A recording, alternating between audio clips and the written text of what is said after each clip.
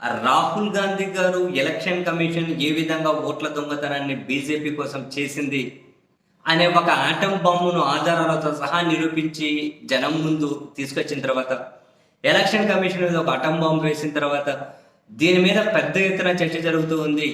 ఈ దేశ నాయకత్వానికి, కేంద్ర ప్రభుత్వానికి కూడా కనీసం సమాధానం లేకపోయింది. అసలు ఎలక్షన్ కమిషన్ కిక్కురు అనకుండా ఏం మాట్లాడాలో తెలియక జనాల ముందు నవ్వుల పాలవుతూ ఉన్నారు, ఏదేదో మాట్లాడుకుంటూ. దీన్ని మరింత ముందుకు తీసుకెళ్తూ రాహుల్ గాంధీ గారు 1300 కిలోమీటర్ల యాత్ర చేసి, యాత్ర ముగింపు సందర్భంగా మొన్న వేసింది ఆటం బాంబు, ఈసారి విసిరేసేది హైడ్రోజన్ బాంబు. ఆ హైడ్రోజన్ బాంబు విసిరేసిన తర్వాత ప్రధాని నరేంద్ర మోదీ గారు ఈ దేశానికి మొహం కూడా చూపించుకోలేరు, బీజేపీ వాళ్ళు రెడీగా ఉండండి, దేశ ప్రజలందరి ముందు ఈ నిజాలు తీసుకురాబోతున్నాం, హైడ్రోజన్ బాంబు అంటే ఆటం బాంబు కంటే పెద్దది అన్నారు. ఇప్పుడైతే రాహుల్ గాంధీ గారి స్టేట్మెంట్ ఇచ్చారో, మరి హర్యానా ఎన్నికలకు సంబంధించి ఏమైనా కనుక ఓట్ల దొంగతనం గురించి మాట్లాడబోతూ ఉన్నారా?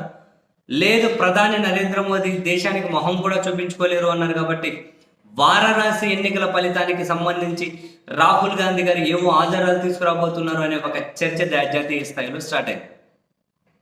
వారణాసికి సంబంధించి కారణం లేకపోలేదు. 2014లో నరేంద్ర మోదీ గారు వారణాసి నుంచి పోటీ చేసినప్పుడు 3,70,000 ఓట్ల తేడాతో గెలిచారు. 2019లో 4,80,000 ఓట్ల తేడాతో గెలిచారు.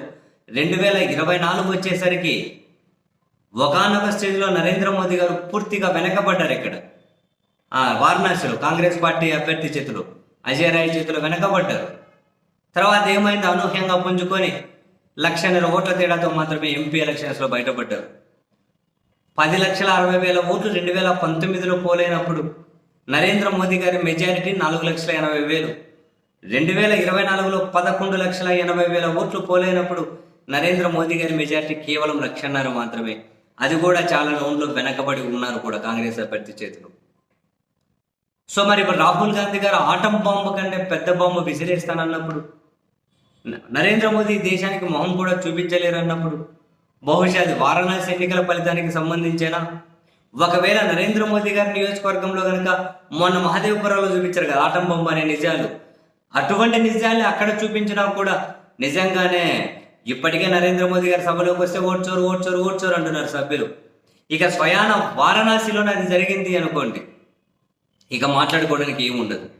నిజంగానే నరేంద్ర మోదీ గారు నైతికత ఉంటే రాజీనామా చేయాల్సి ఉంటుంది వారణాసి కనుక బయటకు వస్తే. బహుశా ఈ సమాచారం ఏమైనా తనకు కూడా తెలుసా? ఎందుకు ఇప్పుడు ఎప్పుడు లేని ఇంత భావోద్వేగానికి గురయ్యారు? నా తల్లిని అవమానించారన్నారు, నా తల్లిని తిట్టారన్నారు. ప్రధాని హోదాలో ఉండేటువంటి మాటలు అవసరం లేదు. ఏదో ఏమీ జరగని దగ్గర ఒక ఎమోషన్ కార్డు ప్లే చేయాల్సిన అవసరం లేదు. కానీ అన్ని వైపుల నుంచి కూడా ఆయన పూర్తి ఒత్తిడి ఎదుర్కొంటూ ఉన్నారా? దిక్కు తెలియని పరిస్థితుల్లో ఉన్నారా? ఇప్పుడు next Rahul Gandhi hydrogen bomb వేస్తే సో వాళ్ళకి జరగబోయే నష్టం అండ్ వాళ్ళ ఓట్ల దొంగతనం పతాక స్థాయిలో ఉన్న నిజాలు బయటకు రాబోతున్నాయా? చాలా కీలక పరిణామాలు ఇప్పటికే జరుగుతూ ఉన్నాయి. హైడ్రోజన్ బాంబు వేసిన తర్వాత పతాక స్థాయిలో జరుగుతాయని నిస్సందేహంగా చెప్పవచ్చు.